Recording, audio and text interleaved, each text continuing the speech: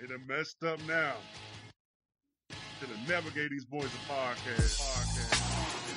Whoa. This is Off the Rim. With your boy, Coach Skinny, Coach Drees, and Coach Drake. I'm up. There go the min again. What up, SimWorld? Sit back, relax. Let us take you through the mind of a coach. Yo, would y'all believe this the second time around? I forgot to hit record the first time. So I gotta do this all over. Let's just hope it's as crisp as it was the first time. What up, Drayton? What up, though? What up, Drees? We know you sleep. Anyway, as I was saying in the first recording, I stumbled across the article that was talking about Phil Jackson in 2008 had a theory. He had a theory that all the elite teams in the SWBA, in order to be considered an elite team, you had to win 40 games before you lost 20. And the crazy thing about that is out of the last 30 championship winners, 27 of them fell into that category. That's absolutely ridiculous. So I showed it to the coaches. Drayton was like, so what's that look like for SimWorld Prep? So I crunched down the numbers, put the formula in, and for Prep, it would have been, because we got significantly less games, it would be your elite team, according to the formula, if you win 10 games before you lost your 5th game. And by that metric, there's only 6 elite teams in Prep right now. And as much as it hurts me to say this, because I've been banging on Founders Region all season saying that Southern Region's better, the Founders Region by far is the most elite. Just to put it in a nutshell, they got, out of 6 elite teams in Prep, they got 4 of them. They got OGs, Beast of the East, Lakeshore Drive, and Philadelphia. And Neo got the other 2, Cascadia and Heartland. And I think when you put the formula in and it comes up with these teams, it sounds right.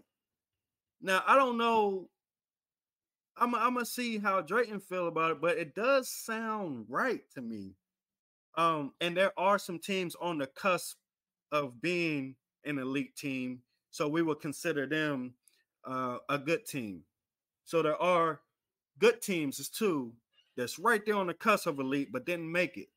But what you think, Drayton? I'm a numbers guy, you know that. So when you start crunching numbers like that, I can definitely see it. I would try and argue to push it to a solid 4 instead of the 6, because OG's been on kind of a downturn. Heartland been on kind of a downturn.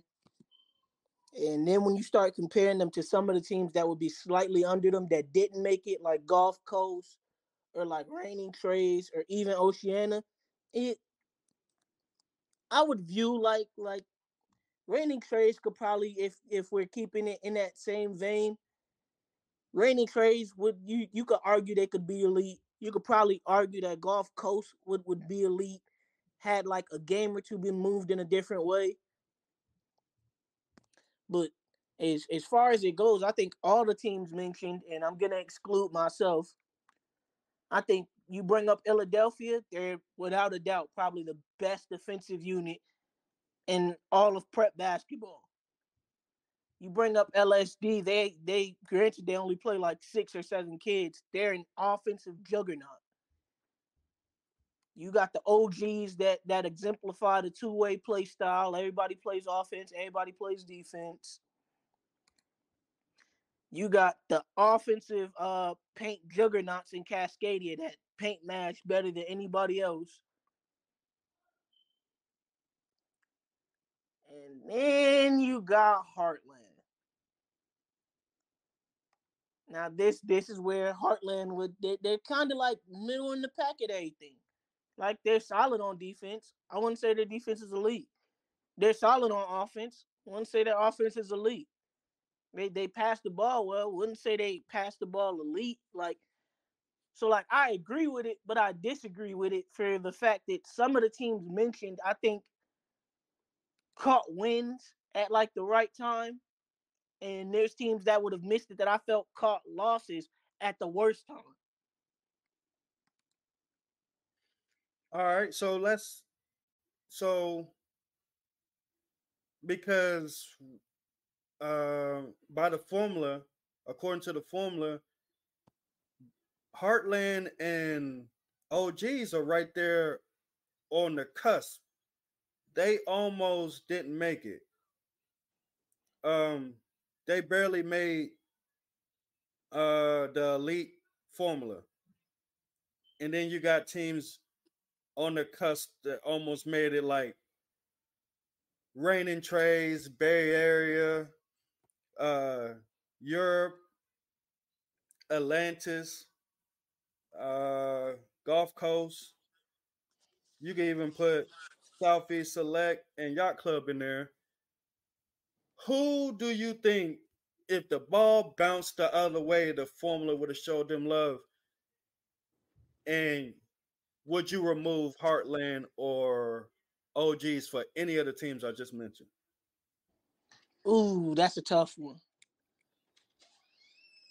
But I always got to keep it 100. I would say Southeast Select would replace Heartland or the OGs if Carballo didn't get injured.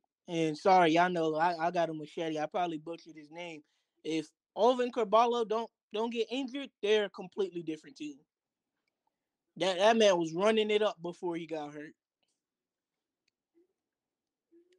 I I, I I think I think they'd be like 11-5. I think I agree. Uh, I think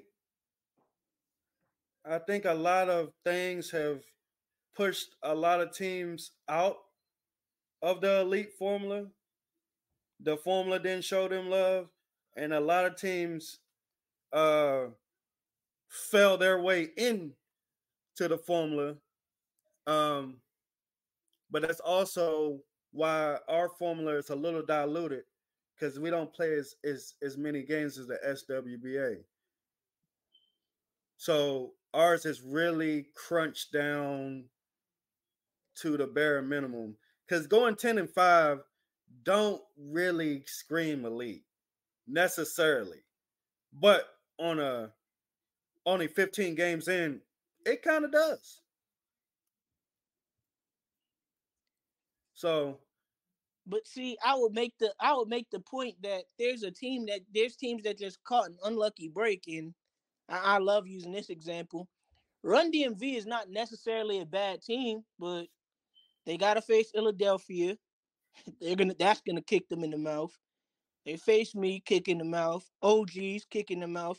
LSD, kick in the mouth. That's 4 guaranteed losses, and you ain't even left the region. yeah, and So they're and 7-9, but if those 4 wins go the other way, they become 11-5. and we going a little bit overtime, but I'm just gonna say this. Did you see that? We're gonna say this and then we're gonna close it out. You see that post earlier about BTA? Yeah. It That post kind of bothers me, because these kids are just like you're saying with Run DMV. Losses do not make you a bad team, but these kids only see losses. They don't even see, like, this your opportunity. Now, correct me if I'm wrong. I feel like y'all losing. This your opportunity to really show what you got. This your opportunity to really learn something.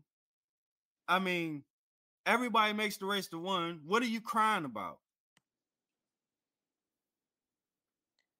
And I don't know if it's his quote. I don't know whose quote it is. But hungry dogs run harder. being 4-11 with 15 games left. Hey man, I'm digging deep. I'm grunting my teeth. And in my mind, we not going out like this. Instead of being like, oh, what was us, this, that, and the third. I'm gritting my teeth and I'm saying we dialed in. We gonna lock in. We not finishing the season like this. And this is SimWorld, where the only place where you can see the game and Be the game.